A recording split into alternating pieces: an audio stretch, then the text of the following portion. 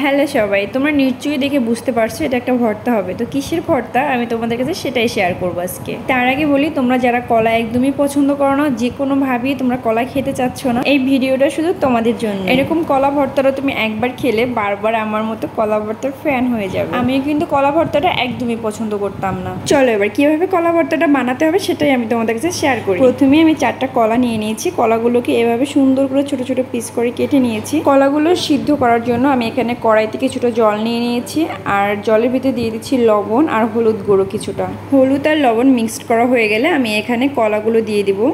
কলাগুলো দেওয়া হয়ে গেলে আমি চুলায় বসিয়ে দেবো, বসিয়ে ভালো মতো ফুটিয়ে সুন্দর করে সিদ্ধ করে নেব। এই যে দেখো, আমি কলাগুলো খুব সুন্দরভাবে সিদ্ধ করা হয়ে গেছে। ঠিক এইভাবে জলগুলো শুকিয়ে ফেলতে হবে। গরম থাকা অবস্থায় কলাগুলোর খোসা ছাড়িয়ে নিতে হবে। এভাবে করে কলাগুলোর খোসা ছাড়িয়ে নিব আমরা। আর যদি গরম গরম না ছোলা যায় তাহলে কিন্তু একটু ঠান্ডা হয়ে গেলে কলাগুলো শক্ত হয়ে যাবে, ভর্তাটা কিন্তু ঠিক মতো পারফেক্ট হবে না।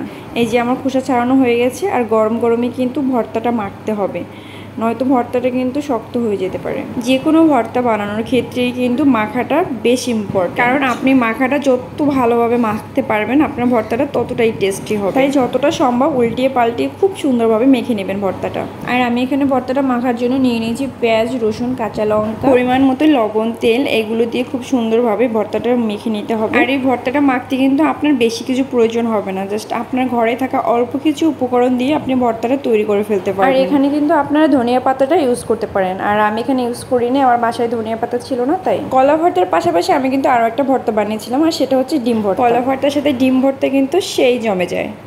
আর ডিম ভর্তাটা বানানোর জন্য আমি ডিমের সাথে ছোট ছোট 3টা আলু সিদ্ধ করে নিয়েছি। আর ডিম ভর্তাটা বানানোর ক্ষেত্রেও কিন্তু আমি বেশি কিছু উপকরণ দিব না, অল্প কিছু দিয়ে আমি ভর্তাটা বানাবো। আর এত মজা হয় অল্প কিছু দিয়ে, সেটা আপনার ধারণাও করতে পারবেন। জাস্ট একবার একটু বানিয়ে খেয়ে দেখবেন, বারবার হাত চেটে পুটে খেতে ইচ্ছে করবে। তারপরে আমি ডিম আর আলুগুলো সুন্দরভাবে একসাথে করে মেখে নিয়েছি। মেখে নেওয়ার পরে আমি এখানে দিয়ে দিয়েছি পেঁয়াজ, রসুন, কাঁচা লঙ্কা ভাজা, আর স্বাদ মতো লবণ দিয়ে নিয়েছি। লবণটা দেওয়ার পরে খুব সুন্দরভাবে আমরা মেখে নেব, মেখে সুন্দরভাবে ভর্তাটা করে নেব। আর খুব অল্প সময়ের ভিতরে কিন্তু আমি 2টা ভর্তা তৈরি করে ফেলেছি, ডিম ভর্তা আর কলা ভর্তা। আর আপনারাও চাইলে বাসায় ট্রাই করে দেখতে পারেন ভর্তা দুটো, সত্যি খুব মজার কিন্তু। আর ভিডিওটি যদি তোমাদের কাছে ভালো লাগে তাহলে লাইক কমেন্ট দুটোই করো, আর পারলে সাবস্ক্রাইব করে দিও।